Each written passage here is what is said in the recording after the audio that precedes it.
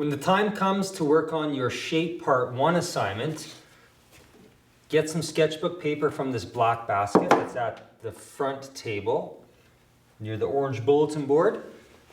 You can draw your shapes in pencil first, but then eventually, drawn in pencil first, make sure they're asymmetrical, but then eventually you're going to color each shape in with a single color. You can use 3 different colors for your 3 different shapes if you want, or they can all be the same color, but they're colored in.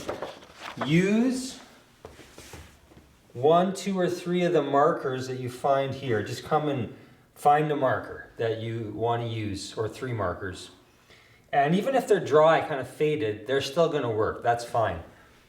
But color carefully so that you are preserving the expressive contours that you've carefully drawn for each of your asymmetrical shapes.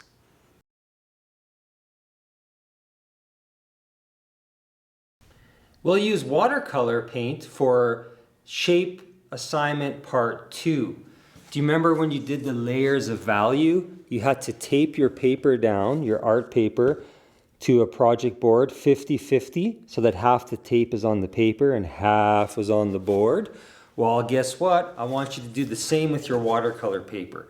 You'll find the watercolor paper on the long table at the back of the room by the sink. That's where the layers of value paper was.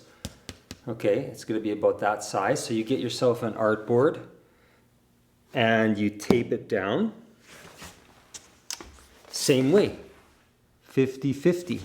Then you'll find the supplies that you need here at the back of the room. A kit of watercolor paint.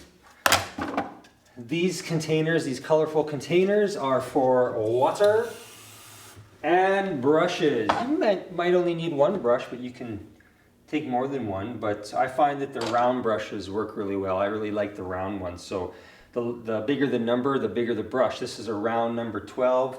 Here's a round number 6. So number 12 is bigger than a number 6. So take the brush size that you think would be appropriate. You might want to lightly pencil in your composition first and then paint it. So remember, you've got a succession of shapes, asymmetrical shapes, and they're all the same shape or similar, like a bunch of people or a bunch of lions or a bunch of tractors or a bunch of shoes, but they're all like similar or the same. And you arrange them in a linear fashion, like you saw in the example, the artwork that we're referencing. Linear, meaning like a straight line. Could be up, down, vertically, could be sideways, like horizontally, could have a slight meander. That's okay too, as long as it's linear.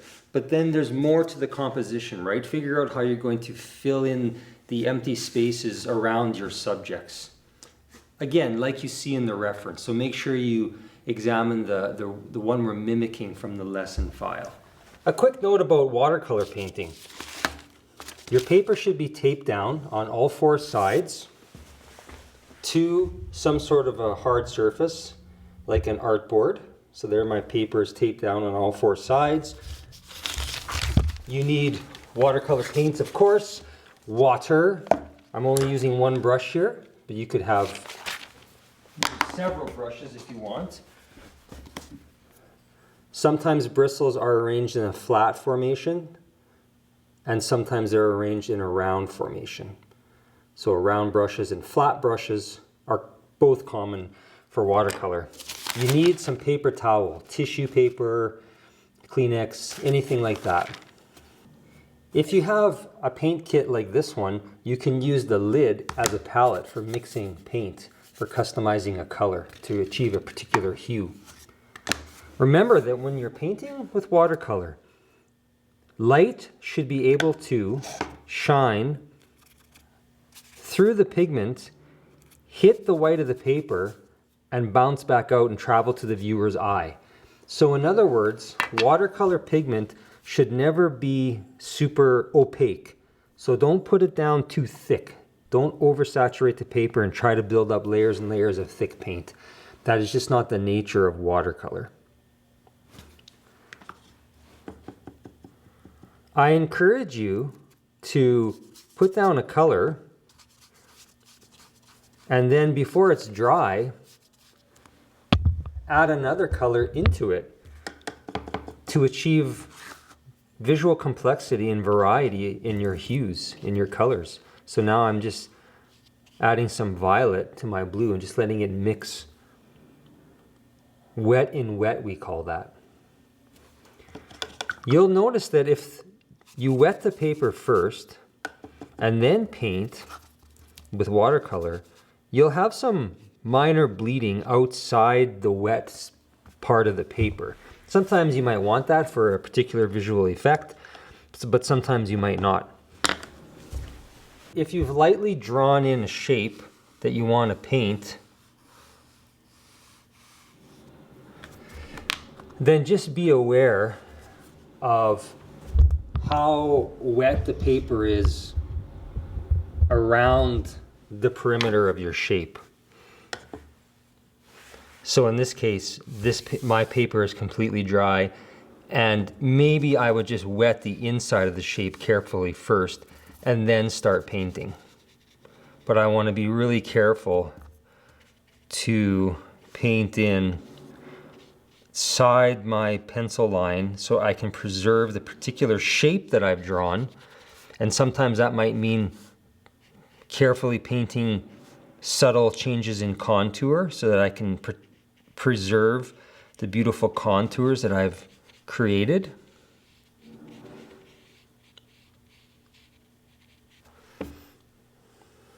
So there's a shape that I've painted in, and I used a mixture of blue and green to achieve some nice visual complexity.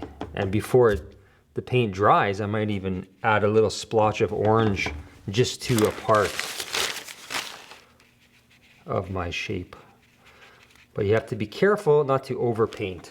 So when you do add one color into another, do so quickly and then move on and try not to overpaint. Let me show you a little trick. Sometimes you might lay down a color and realize that you've put it on too thick and that the value of the color is too dark. So you can do this.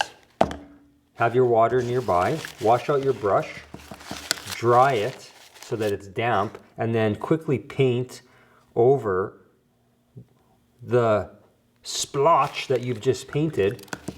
And it's like you're sopping up. See, I'm sopping up the paint. But what I'm doing is I'm grabbing the water that's on the paper, the wash, with my brush, and then drying my brush in the towel. So that's a nice way to control the value of your paint applications. So I've lightened up this section just by wetting and sopping it up with a wet brush, semi-wet brush. So that's why a paper towel is a great tool for artists when they are painting with watercolor.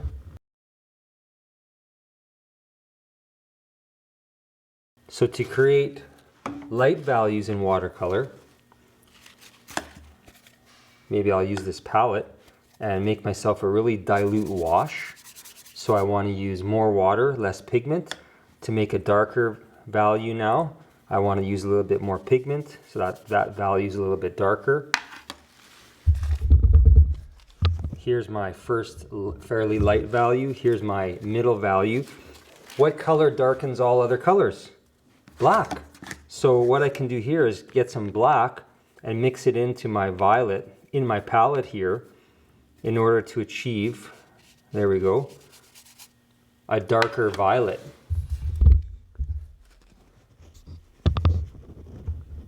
So I have 3 different values of violet there, light, middle, and dark. And then of course I could go even darker by adding more black.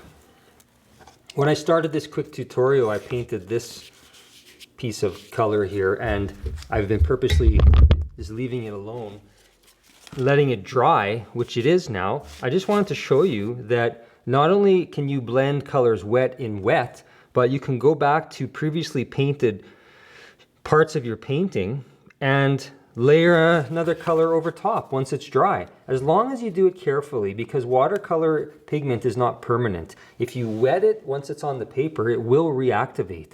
So right now my brush is wet, it has pigment in it, So I'm going to just carefully paint a thin layer of orange over top of that blue.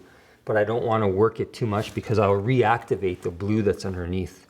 And I don't necessarily want to do that. I just want the orange laying on top of the already dried blue. So I could do the same here.